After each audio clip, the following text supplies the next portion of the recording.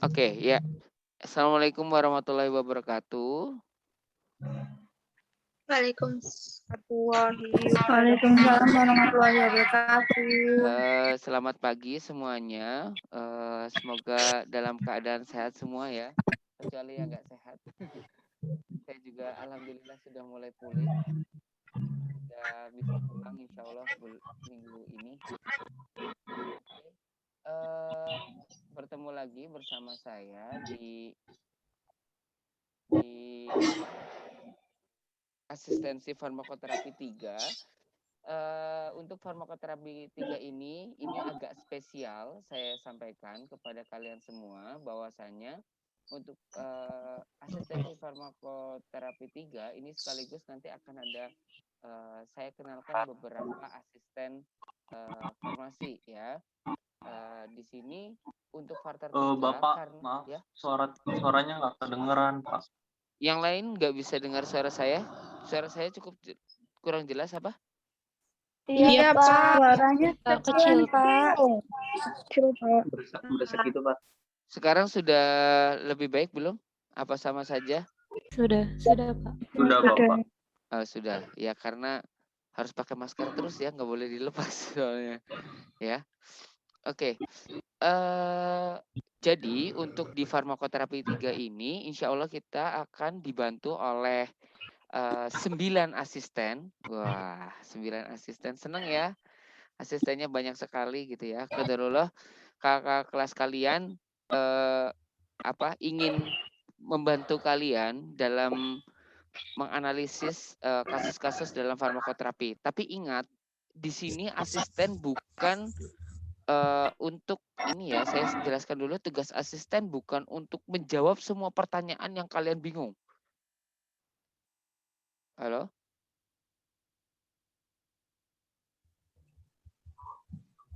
Halo? Cek, cek. Cek, cek. Terdengar suaranya?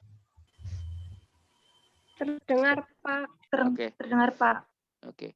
Jadi tugas asisten itu bukan untuk menjawab semua pertanyaan yang kalian tanya gitu loh. Jawaban atas pertanyaan dari kasus tetap kalian yang mencari. Jadi tugas asisten itu adalah mengarahkan. Satu, mengarahkan di mana kalian harus mencari literaturnya. Yang kedua adalah mengarahkan kalian untuk jika arah diskusi kalian tuh wis bleber kemana-mana. Udah kamu fokus ke patofis dulu, nggak usah bleber ke obat dulu, misalkan seperti itu. Karena kakak kelas kalian ini yang di sini itu adalah kakak kelas kalian yang nilainya terbaik di kelasnya, ya. Jadi untuk farmakoterapi kalian bisa sharing nih sama mereka. Gimana sih Kak dapat nilai yang bagus di sini gitu ya? Karena eman-eman kalian tinggal 6 SKS lagi, betul nggak? 6 SKS itu kecil ya. Ya kalau nilainya C sih kerasa ya. Tapi kalau nilainya B atau nilainya A itu sangat-sangat terasa untuk ngebooster IPK gitu ya. Oke, nanti jadi semakin tinggi farmakoterapinya, maka semakin sedikit timnya. Semakin besar konfliknya. Jadi saya minta teman-teman di sini mohon sekali untuk bisa bekerja sama dengan baik. Gak ada lagi kamu aja lah, kamu aja. Itu akan kerasa sekali karena semakin sedikit jumlahnya. Di sini kelompok kalian dalam satu kelas itu akan dibagi menjadi 9 kelompok. Setiap kelompok akan dibimbing oleh satu asisten. Paham? Jadi dalam satu kelas kurang lebih kan ada 50-an mahasiswa ya. Itu akan dibagi menjadi 9 ya. Dan setiap 9 itu akan dipegang oleh satu asisten. Asisten kalian itu akan memegang kalian. Bisa jadi minggu ini asistennya Kak Gita. Besok dipegang sama Kak Isti begitu. Ya, bisa jadi seperti itu. Gantian ya. Tapi di sini untuk sementara ini hanya penjadwalan jadi nanti ditulis secara umum. Oke, saya jelaskan dulu mengenai praktikumnya seperti apa. Jadi praktikum untuk farmakoterapi 3 ini itu praktikumnya lebih pada psikiatri dan gangguan saraf. Jadi ini agak sedikit berbeda dari praktikum-praktikum sebelumnya. Kenapa? Karena data lab dan data klinik yang digunakan pada kasus-kasus psikiatri dan gangguan neurologi itu nyaris hampir sedikit berbeda dengan kasus kebanyakan. Kalau hipertensi, kalian akan sangat mudah mencarinya. Oh, tinggal lihat aja tekanan darahnya, selesai. Oh, tekanan darah tinggi, oh hipertensi stage berapa, kemudian dikasih obat apa, selesai. Tapi kalau di sini, di kasus farmakoterapi 3, kalian akan bertemu dengan kasus-kasus yang unik-unik. Gangguan neurologi itu ada apa saja? Coba yang masih ingat gangguan neurologi apa, Kuni? Kon mate kan diketanyain kan? Jangan-jangan mau praktikum lupa semua. Kasus apa sih ini ya? Gangguan neurologi itu apa? Contohnya. Jul, coba Julia.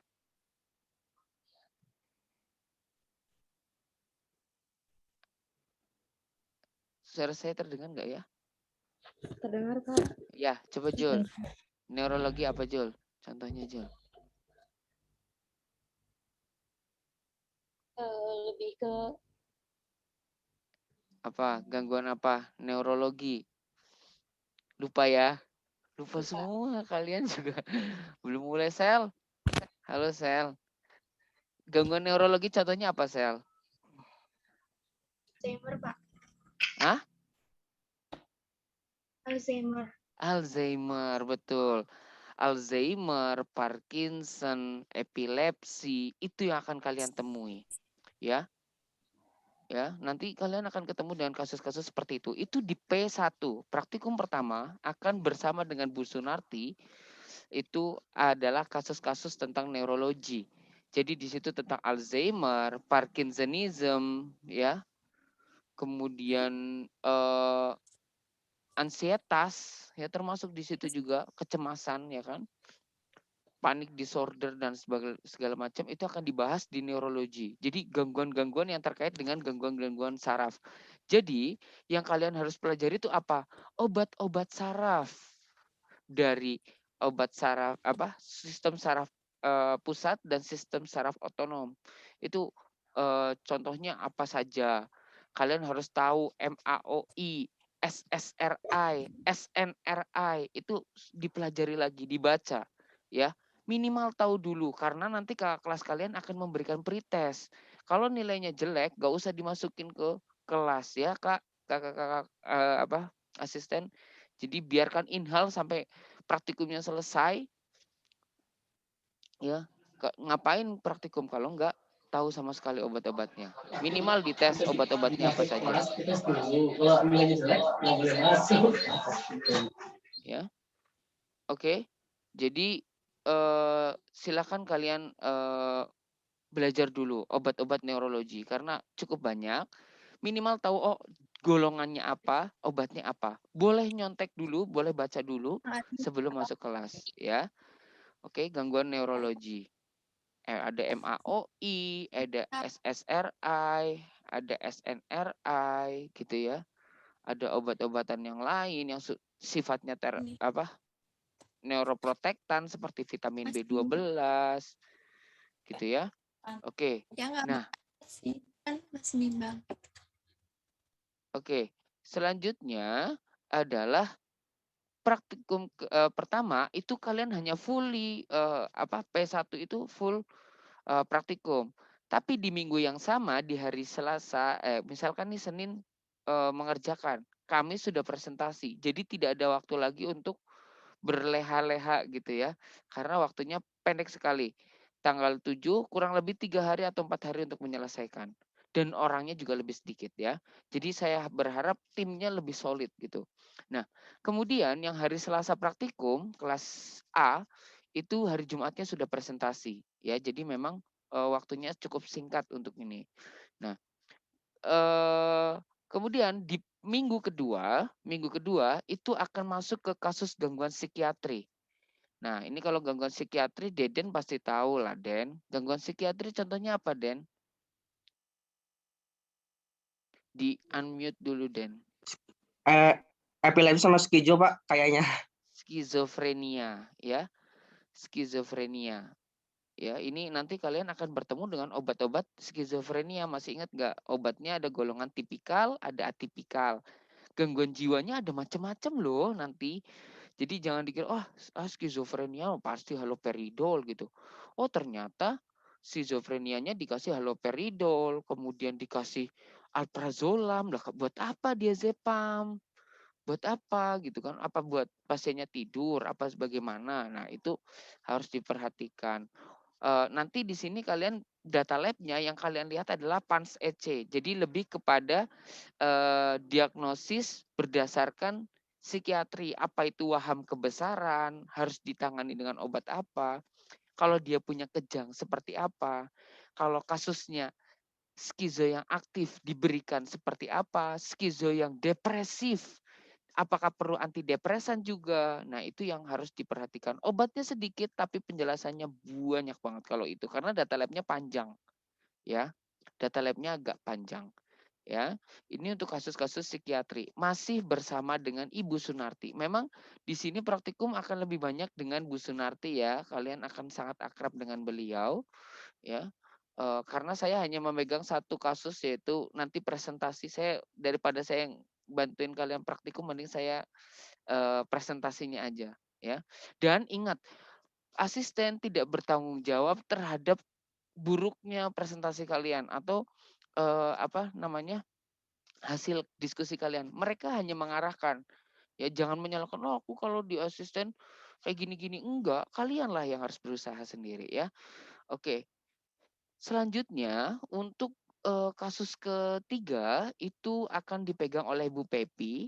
Itu sudah masuk ke gangguan urologi, sistem imun, gangguan tulang dan sendi, kemudian penglihatan dan penciuman. Ini sangat broad sekali. Bisa jadi kasusnya itu beda banget. Yang satu dapat urologi, misalkan benign prostat hiperplasia. Kemudian kasusnya punya anima mungkin dapatnya adalah osteoporosis misalkan. Nanti kasusnya Sally dapat glaukoma gitu ya. Kemudian yang lain dapat sinusitis, punya Norma mungkin dapatnya sinusitis gitu kan beda semua. Nah, ini agak sedikit lebih banyak. Dan di bulan yang sama, di bulan Juni ini juga kalian sudah sampai di responsi praktikum. Ya, jadi memang waktunya hanya 1 bulan ini. Kenapa? Kalian biar lebih fokus. Setelah ini kalian akan mulai untuk mempersiapkan skripsi dan segala macam itu akan wasting time sekali ya. Oke. Sampai di sini ada pertanyaan? Untuk formatnya ini masih sama ya. Format PTO-nya masih sama seperti ini, seperti dulu. Jadi ada identity pasien. Ini kemarin jujur ya, yang 2018 memang dalam pengisian ini sangat tidak maksimal. Makanya ada kelas kalian yang akan membetulkan bagaimana cara mengisi ini. Ya, riwayat pasien, riwayat pengobatan, riwayat keluarga. Nah, khusus untuk gangguan psikiatri, ya, nanti ada kolom pemeriksaan interpretasi data pemeriksaan klinik, nanti ada interpretasi dari data PANS-EC-nya, dari data uji psikologinya, ya. Nanti ada kalian harus menginterpretasikan di situ, ya. Nilai PANS-EC-nya berapa dan segala macam ya. Kemudian untuk data labnya tetap, interpretasi data labnya tetap, pemeriksaan labnya biasanya ada kasus-kasus tertentu ya CT scan perlu gitu ya, harus diperhatikan karena kalau orang gangguan neurologi itu biasanya ada apa namanya? Ada CT scan-nya untuk melihat apalagi epilepsi ya, apakah dia parsial atau generalized epileptikum ya. Nanti akan ada penjelasannya. Seperti biasanya untuk asesmen, untuk profil penggunaan obat harus dibagi berdasarkan kelas terapinya. Antibiotik kumpulin sama antibiotik semua. Kemudian obat jantung sama obat jantung semua. Obat neurologis untuk obat neurologis semua. Jadi nggak ngacak-ngacak ya. Kalau masih ada kelompok yang ngacak-ngacak, ya nilainya diacak-acak juga gitu. Gampang, simple ya kan. Kemudian masalah klinis. Nah, nanti jangan sampai salah dalam memasukkan di sini ya. Kayak kemarin tuh masih salah semua. Masalah klinisnya itu ditulis singkat aja. Misalkan schizophrenia, tipe afektif ya. Terus drug related problemnya adalah untreated indication. Misalkan indikasi yang tidak tertangani. Pasien mengeluhkan nyeri perut sehingga tidak bisa beristirahat dan segala macam. Resep dokternya tidak ada, ya kan, karena untreated indication. Kesesuaian obatnya tidak sesuai. Rekomendasinya, nah baru kalian jentrek semua tuh di sini literaturnya, bukan di bagian sini. Di bagian sini hanya kalian menjelaskan kondisi pasien yang menyebabkan dia mengalami drug related problem. Paham ya? Sementara di sini barulah kalian memberikan, ini kan judulnya rekomendasi. Jadi kalau ngomong rekomendasi ya bukan di sini, tapi di sini. Paham? Ya. Tulisannya rekomendasi. Kalau kurang jelas besok saya bikin fontnya 35 ya, biar gede ya. Rekomendasi itu di sini, ya. Kemudian untuk rekomendasinya ini, monitoringnya harus berdasarkan dengan data lab yang akan dibutuhkan untuk obat-obat yang kalian rekomendasikan. Monitoring itu tidak hanya ketepatan dan kesesuaian terapi dan hasilnya, tapi juga resiko efek sampingnya. Ya, oke. Barulah setelah itu masuk ke pendosisan, kemudian kegagalan menerima obat, efek samping potensial. Kalau ngomong potensial berarti sekitar 10% ke atas ya. Kemudian timbul apa tidak? Jika tidak, tulis tidak timbul. Kemudian kalau timbul, rekomendasinya apa sama literaturnya apa, ditulis. Ingat ya, rekomendasi itu di sini ya. Rekomendasi, kalau masih kurang gede saya tambahin 40 fontnya ya. Kemarin masih salah. Kemudian ini yang paling sering salahnya di drug-drug interaction. Oh iya Pak, saya masukin semua Pak, kan pakai Medscape Pak. Iya tahu, maksudnya yang ditulis di sini hanya obat yang ketemu saja. Jadi nggak semuanya dimasukin. Dikasihnya furosemid hari apa, interaksi sama hidroklortiazid dari apa, ketemunya beda hari kok ditulis di sini loh. Ketemu juga enggak kok dibilang interaksi. Gitu ya. Jadi harus ketemu ini yang dimasukin di sini itu obat yang ketemu.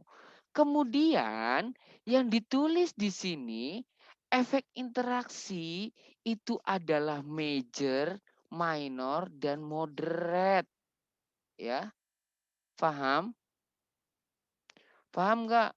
Efek interaksinya dijelasin di sini. Oh, di sini akan menghambat eh, enzim apa di subunit metabolisme OCT3 gitu. Gimana ceritanya?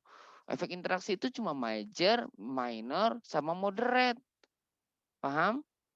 Ya. Terus mekanisme interaksinya baru mbok jelasin. Kalau ada hubungannya sama atme, tulis di pharmacokinetics. Kalau nggak ada hubungannya dengan atme, ditulisnya di pharmacodynamics. Ya. Nah, kalau sudah tahu ini punya masalah, mbok ya diisi manajemen interaksinya tuh ya gimana? Udah tahu ini masalah. Lah, apa nggak ditulis manajemennya, kosong blong. Ya, ditulis ya. Jadi ingat, obat A, obat B hanya yang ketemu. Efek interaksi itu major, minor, sama moderate atau severe boleh. Atau mild, moderate, severe boleh. Baru setelah itu adalah mekanisme interaksi. Nah, mekanisme interaksinya itu adalah ada pharmacokinetics. Itu kalau misalkan kalian nemunya di absorption, distribution, metabolism, dan excretions. Ya. Oh, dia menghambat pada clearance kreatinin pada pasien gangguan ginjal. Pasiennya itu gangguan ginjal, jelas gitu kan. Akan memperparah kondisi. Manajemen interaksinya gimana? Ganti obatnya, jeda pemberian, atau berikan obat golongan yang lain. Rekomendasi bisa kalian tulis di sini. Ya, paham? Setelah itu monitoring ini yang selalu kosong. Blas nggak diisi, alhamdulillah ya. Karena setiap di sini ini kan ada jadi SOAP ya. Jadi Pak kok nilai Varter saya tuh gak pernah nilainya B plus Pak atau A aja susah banget gitu. Ya iya gimana mau nilainya bagus ini aja dikosongin, udah mau saya nilai gimana gitu kan. Indikasi pada pasien. Nah ini mulai dari yang kalian masukin itu adalah di bagian sini. Oh ya ini waktunya nanti habis. Kalau habis nanti masuk ke link yang sama yang tadi ya. Oke. Nanti kalau tiba-tiba mati langsung masuk ke link yang sama. Masih 9 menit lagi, tenang.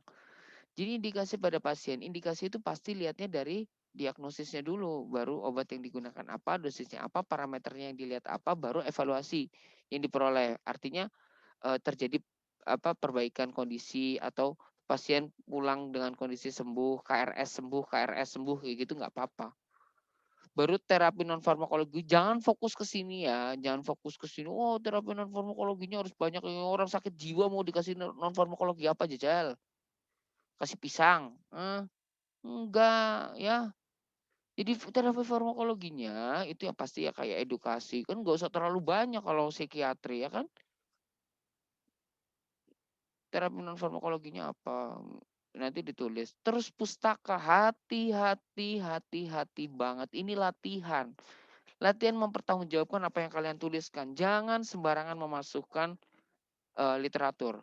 Apalagi literaturnya dari blog atau dari website yang tidak kredibel. Kalau websitenya kredibel seperti WHO boleh banget.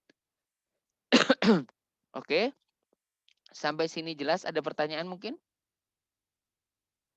Boleh jika ingin bertanya ya. Ini saya jelaskan sedikit mengenai caranya, cara mengerjakannya. Nanti setelah ini saya akan jelaskan bagaimana pembagian kelompoknya. Oke. Nah, Pak, saya mau nanya Pak, kalau saya mau cari tentang Varter tuh di mana sih? Ya jelas lah. Pakainya di buku ini. Buku apa ini? Halo? Ini nggak ada yang jawab nih. Pada tidur ya? Halo? Piro. Di Piro. Dan jangan membuat saya emosi jiwa dan raga karena kalian menggunakan di Piro yang jadul, please. Sekarang sudah 11, bro. Ya, jangan pakai yang jadul. Ya, tolong sekali. Ya, biasakan untuk mencari yang terbaru. Ya, pakai di Piro. Ini panduannya cukup lengkap. Di Piro itu kurang apa coba? Dia kurang apa coba? Di situ udah lengkap banget loh. Alzheimer nih dijelasin, multiple sclerosis, epilepsi, status epileptikus. Apa bedanya epilepsi dan status epileptikus? Nanti patofisiologinya pasti akan saya bongkar habis-habisan. Ingat, kalau kalian nggak paham patofisiologi, mau ngobatin orang kayak gimana coba caranya? Ya, kuncinya adalah patofisiologi. Ada Parkinson disease, pain management, dan headache disorder. Nanti akan ada sepalgia. Apa itu sepalgia? Ya, phantom pain itu yang seperti apa? Ya nanti sama kelasnya ya. Kemudian kalau yang psikiatrik nanti ada eating disorder, ya marasmus itu apa gitu kan? Orang yang tidak mau makan itu seperti apa. Jadi psikiatrik itu bukan hanya orang gila doang. Hyperactivity dan attention deficit juga iya gitu kan. Kemudian bipolar kayak kalian, sebagian orang ada yang bipolar di sini? Nggak ada ya. Norma nggak bipolar kan ya? Enggak lah. Iya enggak, tenang aja. Kemudian anxiety disorder, ya nanti ada GAD, ada jenis-jenisnya macam-macam. Nanti kasusnya bisa kalian lihat obatnya itu apa. Oh ada sertralin, ada azathioprine, antidepresan, antikonvulsan. Emang orang cemas tuh bisa kejang ya Pak? Nah makanya di situ ada pregabalin di situ kan. Harus dilihat baik-baik ya. Loh, Pak, ini orang panik kok dikasih atipikal, Pak? Emang dia gila ya? Enggak semua orang yang dikasih kuetapin golongan anti psikiatrik itu orang gila, guys. Ya, makanya belajar dulu ya. Ada post traumatic disorder, ada sleep wake disorder kalau kalian nggak bisa tidur. Jadi Pak kasih diazepam aja kelar. Oh, tidak segampang itu Bulgoso, ya. Makanya banyak belajar dan memang kasus-kasusnya memang diambil dari semua kasusnya adalah kasus real dari rumah sakit ya. Jadi tidak ada kasus yang saya buat. Nggak tahu sih nanti kalau di Bunarti seperti apa, tapi yang kasus yang saya kasih pasti adalah kasus-kasus real dari rumah sakit ya. Oke, kemudian Pak carinya tentang patofisiologi di mana? Ada Ganong yang terbaru ya. 24 editions ya. Oh, cari yang terbaru ya, Pak. Iyalah, download ngapa? Ya. Kemudian Pak cari tentang data lab-nya di mana? Saya bingung Pak nyarinya di mana? Di Pagana. Pagana Mouse Based Diagnostic Laboratory Test and Reference. Ya. Bisa di manual laboratory and diagnostic test yang pakai isi lo bukannya. Ya. Pak, saya nggak tahu nih Pak, ini termasuk DRP yang mana? Cari di ini. Drug related problem classification. Nanti kalian akan dijelaskan, oh yang termasuk ini tuh apa, subterapeutik tuh apa ya. Ada klasifikasinya. Kemudian lalu Pak, ini kan tentang psikiatri ya Pak, tentang orang gangguan jiwa. Buku panduan pegangannya banget tuh apa sih Pak? Kalau mau tahu tentang patofisiologinya, ini kunci. Ini tidak e-book ini tidak muncul di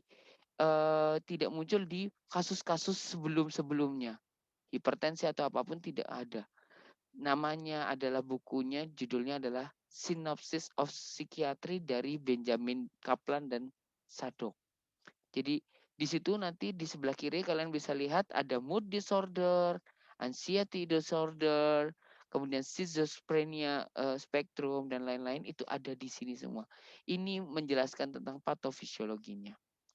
Pak, itu kan patofis, Pak. Terus saya kalau mau cari tentang bukunya gimana? Tentang farmakologinya gimana? Ada yang baru. Kadzung ada yang baru. Tolong update ya. Kalau masih pakai yang kudet, coret aja ya asisten ya, please. Ya, coret aja. Ya, ngapain? Buat orang kudet ya. Oke, lanjut lagi. Kemudian kadzungnya ada 2 loh ya, yang baru tuh. Basic Clinical Pharmacology. Ini tentang obat-obatnya, jenis-jenis obatnya. Ya. Oh, ternyata banyak buku yang baru ya. Ini yang apa agak-agak baru. Ini sebenarnya 2018 tapi belum tentu kalian udah punya gitu loh. Tapi kalau kalian mau download, download aja semua ya. Oke, silakan di-download yang terbarunya.